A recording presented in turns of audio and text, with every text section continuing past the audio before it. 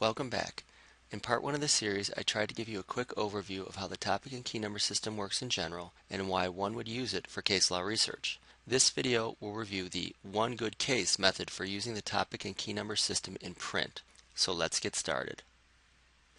So there are three techniques for using the topic and key number system in print digest to research case law. The most likely way is that you already have a case which you can use to track a headnote or headnotes. Librarians call this the one good case method. Your boss may give you a case and ask you to chase the headnotes. Same difference.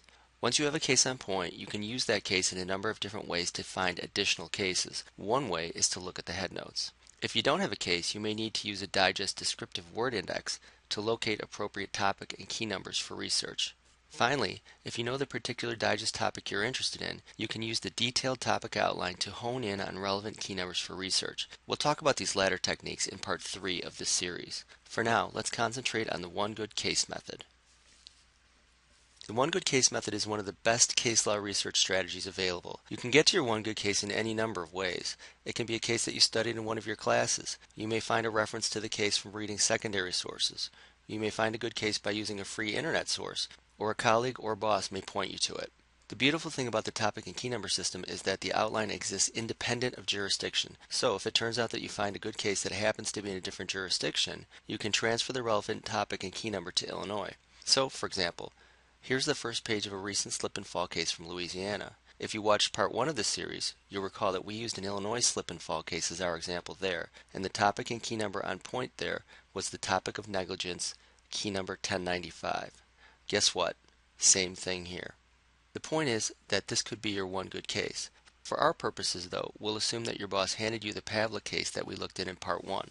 We'll assume that you've identified negligence, key number 1095, as the topic and key number you're interested in.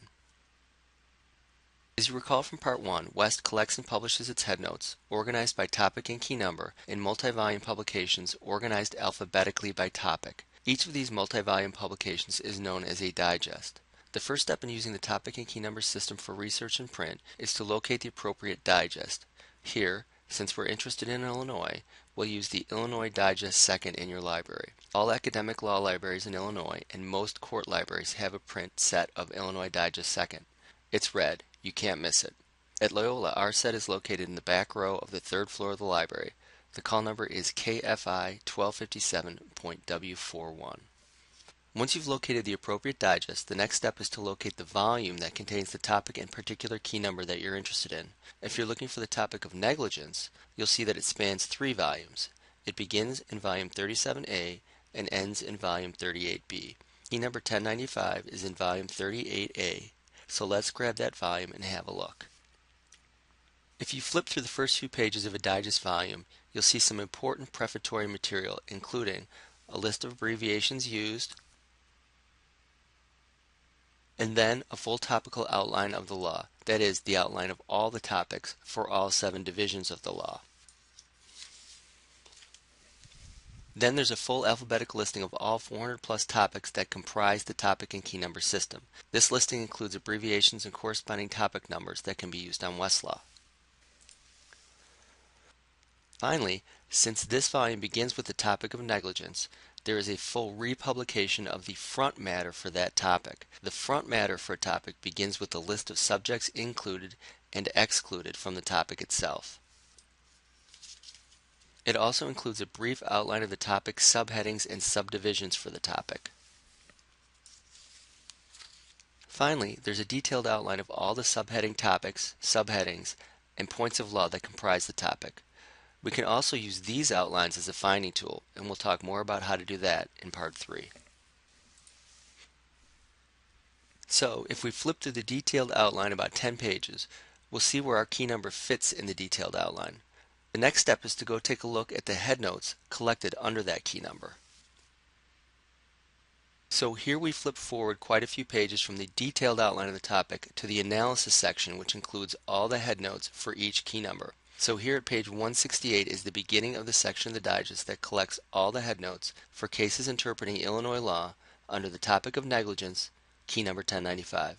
You'll see listings here for U.S. 7th Circuit Court of Appeals cases, Federal District Court cases, and Illinois Appellate and Supreme Court cases. The listing for negligence key number 1095, which is relatively short, goes on to the next page, and then the next key number begins. We're not done yet though, because as instructed at the top of the page, we need to check the pocket part. So we'll go do that. So at the end of the volume, tucked in the back flap, is a small pamphlet known as a pocket part. The pocket part updates the headnotes for the entire volume from the time the volume was published, here 2012, until the date indicated. In the old days, you needed to know what volume the updating ended with because you'd need to start checking the advanced sheets for reporters beginning with that volume. But even the advanced sheets are never completely up to date, so for our purposes, even if you make it this far in print, it's time to go online to update your research. For what it's worth, there's one more case listed in the pocket part. So that concludes this lesson. In the next video, we'll look at using the descriptive word index and detailed topic outline for researching with the topic and key number system. See you then.